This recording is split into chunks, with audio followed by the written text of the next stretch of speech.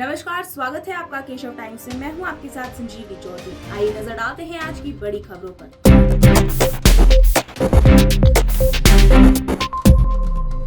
विकासशील इंसान पार्टी के सुप्रीमो मुकेश सहनी के पिता जीतन सहनी की हत्या का मामला राजनीतिक रंग लेने लगा है। इसी बीच आज सुबह पूर्णिया के सांसद पप्पू यादव मुकेश सहनी के पैतृक घर बिरोल पहुंचे और मुकेश सहनी से मुलाकात की।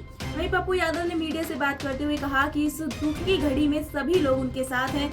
इस हत्याकांड को लेकर कल हम लोगों ने एडीजी और चीफ सेक्रेटरी से मुलाकात कर जल्द से जल्द मामले को सुलझाने को कहा।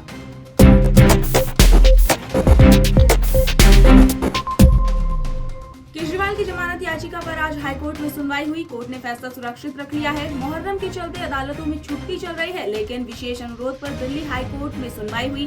कोर्ट ने कहा कि फैसला लिखने के लिए समय चाहिए, इसलिए 29 जुलाई को अगली सुनवाई होगी।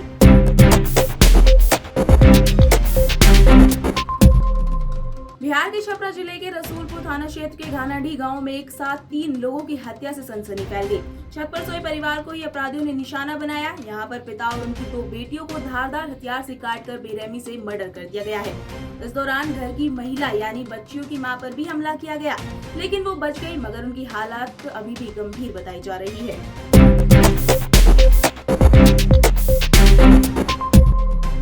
नीति आयोग के लिए नई टीम का गठन हो गया है। मोदी सरकार के 2 कार्यकालों से दूसरी बार एनडीए के सहयोगी दलों ने नीति आयोग में एंट्री ली है।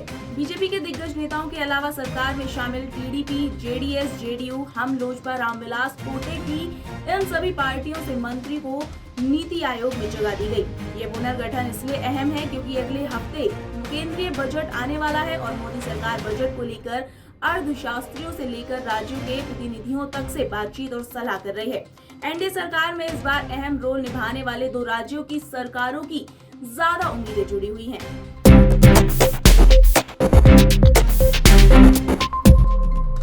बीते कई दिनों से उत्तर प्रदेश की सियासत चर्चा में है और कहीं न कहीं भाजपा की अब टेंशन बढ़ गई है। इसी बीच भाजपा नेता केशव प्रसाद मौर्य और भूपेंद्र चौधरी दोनों से ही पार्टी के राष्ट्रीय अध्यक्ष जेपी नड्डा ने अलग अलग मुलाकात की और इस मुलाकात के बाद ये भी माना जा रहा है कि उत्तर प्रदेश के संगठन में अब भाजपा कई बदलाव कर सकती है।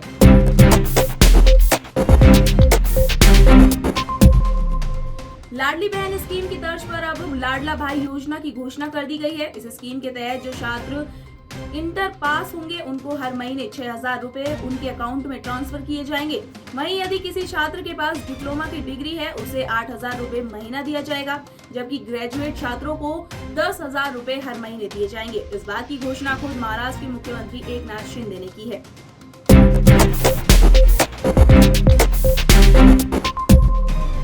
विक्की कौशल, तृप्ति डिमरी और एमी विर्क की आने वाली कॉमेडी फिल्म बैड न्यूज लगातार सुर्खियों में है। हाल ही में फिल्म बैड न्यूज का ट्रेलर और गाने रिलीज हुए थे, जिसे लेकर खूब चर्चा हुई और लोगों ने ट्रेलर को खूब पसंद भी किया। अब खबर है कि फिल्म के पोस्ट और ट्रेलर में जिन रोमांटिक और बोल्ड सीन को देखकर दर्शक रोमांचित हो रहे थे, उसमें कई सीन्स पर सेंसर बोर्ड ने कैंची चला दी है। सेंसर बोर्ड ने विक्की कौशल और तृप्ति डिमरी के अलग अलग जगहों पर किए गए लगभग 27 सेकंड के किसिंग सीन को हटाकर फिल्मों को रिलीज करने के लिए पास कर दिया है। ये फिल्म 19 जुलाई को पैन इंडिया रिलीज हो रही है।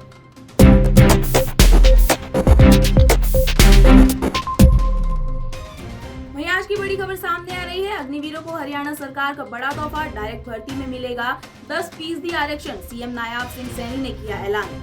आइए जानते हैं क्या है ये पूरी खबर। दरअसल अग्निवीर योजना को लेकर हरियाणा सरकार ने एक बड़ा ऐलान कर दिया है। राज्य के मुख्यमंत्री नायाब सिंह सैनी ने बुधवार को कहा कि अपनी सर्विस पूरी कर चुके अग्निवीरों को हरियाणा में डायरेक्ट भर्ती में 10% आरक्षण मिलेगा। अग्निपथ योजना 14 जून 2022 को प्रधानमंत्री नरेंद्र मोदी की सरकार ने लागू की थी। इस योजना के तहत अग्निवीरों को 4 साल के लिए भारतीय सेना में तैनात किया जाता है। सीएम सैनी ने मीडिया को संबोधित करते हुए कहा कि हमारी सरकार राज्य सरकार की तरफ से भर्ती constable, mining guard, forest guard, jail warden और एसपीओ के पदों पर सीधी भर्ती में हरियाणा में अग्निवीरों को 10% 36 आरक्षण देगी। इसके अलावा अग्निवीरों को एज लिमिट में भी छूट दी जाएगी।